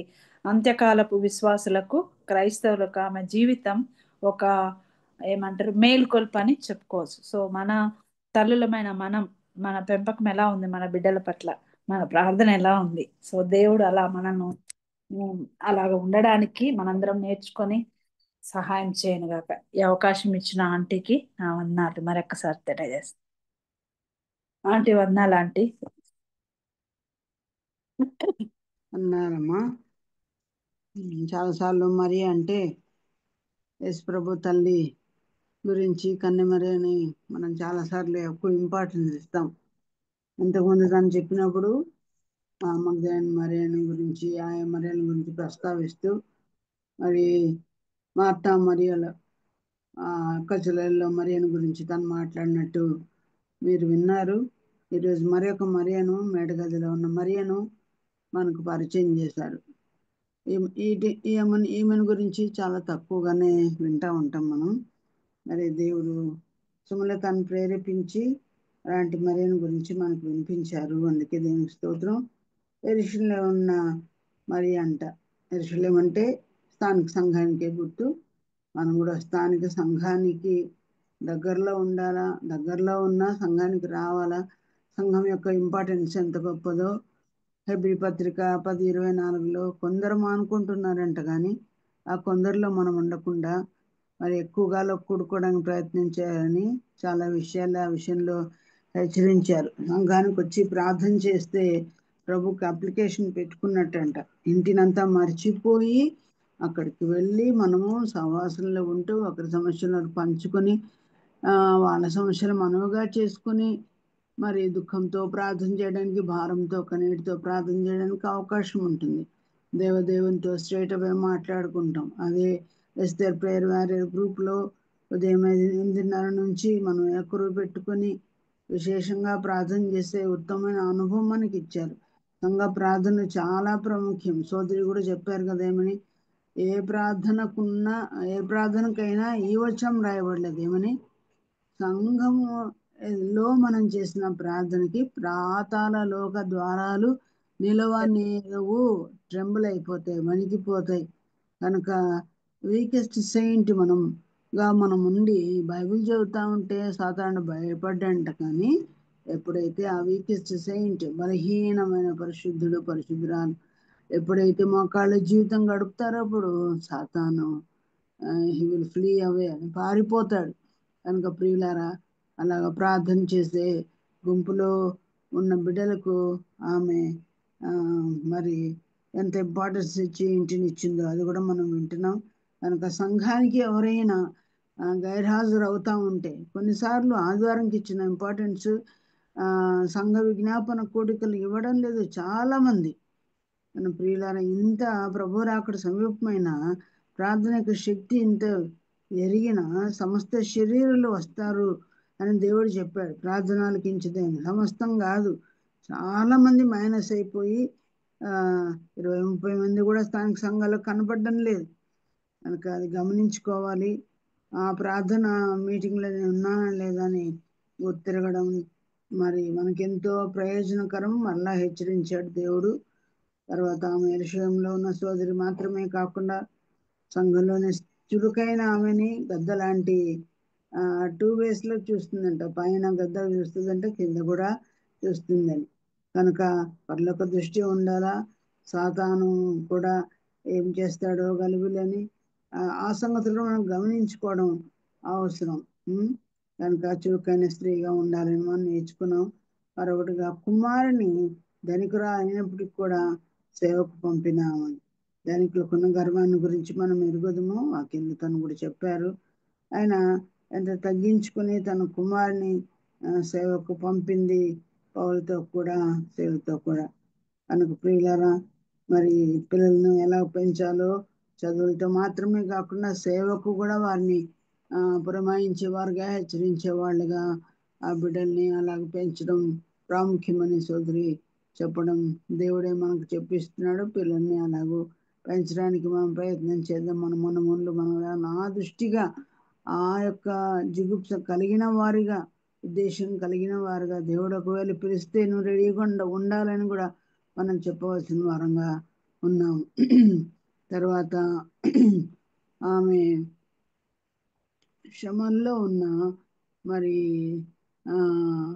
వారికి తన ఇంటిని సంఘంగా కూడుకోవడానికి ఇచ్చిందని. శ్రమల్లో చెదిరిపోయిన బిడ్డలు ఉండగా తన ఇంటిని అప్పగించడం అని 1 రోజు కాదు, 2 రోజులు కాదు.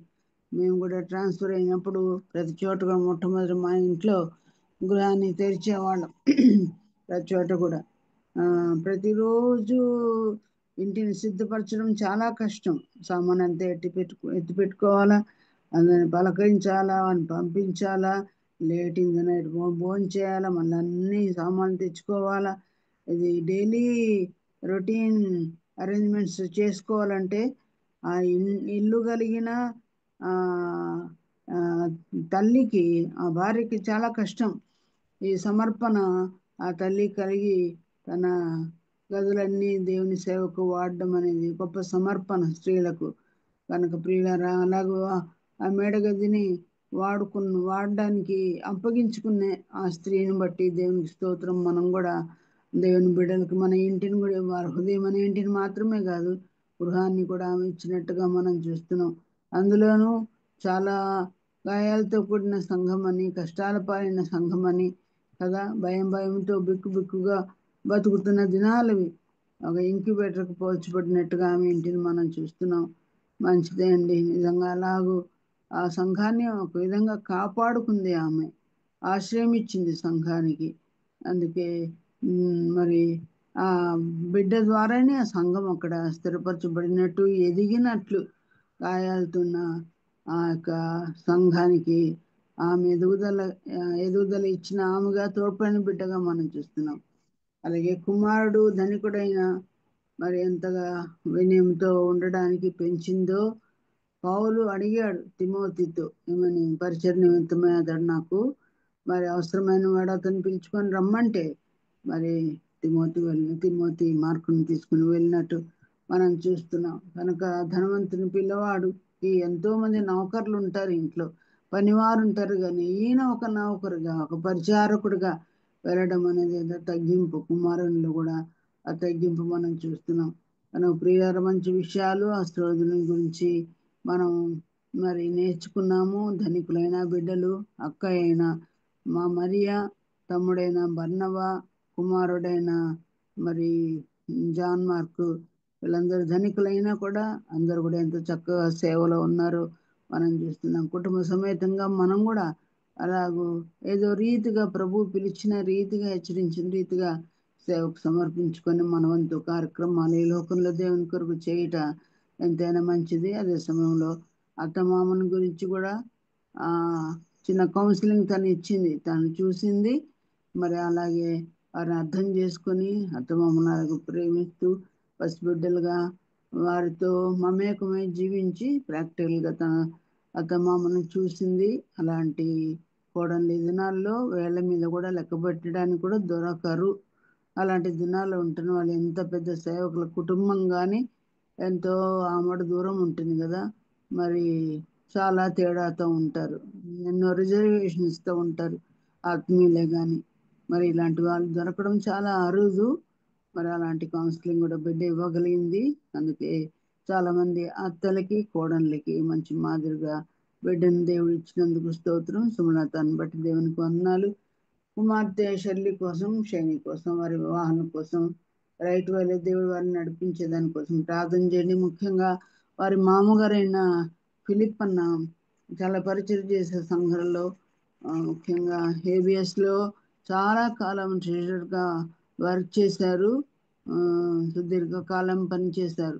మరి ఆయన చేసిన సంఘాల్లోనూ ఆ ఏబిఎస్లోనూ ఆయా సంఘాలను దేవుడు చేసిన అపారమైన మరి కార్యక్రమాలన్నిటినీ మరి ప్రభు యొద్ద చేరి ఉన్నాయి. అవసాన దశలో ఉన్నారు. వారి ఆరోగ్యం కొరకు కొంత ఇప్పుడు బెంగళూరు రీహాబిలిటేషన్ సెంటర్లో ఉన్న తర్వాత కొంత నడుస్తున్నాడు అని విన్నాము. ఉదయ కాలమున సంపూర్ణంగా నడక ఆయనకు రావడానికి మరి ఇతరుల సాయం లేకుండా నడవడానికి సాయం చేయండి, ప్రార్థనలో సాయం చేయండి. భాగ్య కోసం పరిచర్లు అక్కడ ఉన్నారు, ఆమెను కూడా జ్ఞాపకం చేసుకోమని. చాలా సన్నగా ఉంటారు అక్క కూడా, ఆమె కూడా చక్కని ఆరోగ్యం దేవుడు ఇచ్చినట్టు ప్రార్థనలో జ్ఞాపకం చేసుకొని మనం చేస్తున్నాము. మన వాక్యం చెప్పిన సోదర సుమలతకు మనందరి తరఫున వందనాలు తెలియజేస్తున్నాను. థ్యాంక్ యూ సో మచ్ నాన్న. వందనాలైనా వందనాలు. డివైన్ లైట్ సంఘంలో ఉంటారు. ఒకసారి నా ఒళ్ళు 30% గాయాలు కాలిపోయినప్పుడు వినోదే నాకు 24 hours కావాల్సిన ఆ యొక్క ప్లాస్టర్స్ అవి తెచ్చి ఇచ్చాడు అనమాట. నాకు చెప్పింది కదా, ఎట్టి అవసరంలో ఉన్న వాళ్ళకంతా త్వరగా సాయం చేశాడని. అనేచరగలిగిన బిడ్డ అలాగూ తను సప్లై చేయడం ద్వారా నాకు ఆ గాయాలు తొందరగా మానిపోవడానికి దేవుడు కృప చూపించాడు. వినోదం అలాగా వాడుకున్నాడు. అందుకే దేవునికి స్తోత్రం. మరొకసారి వినోద్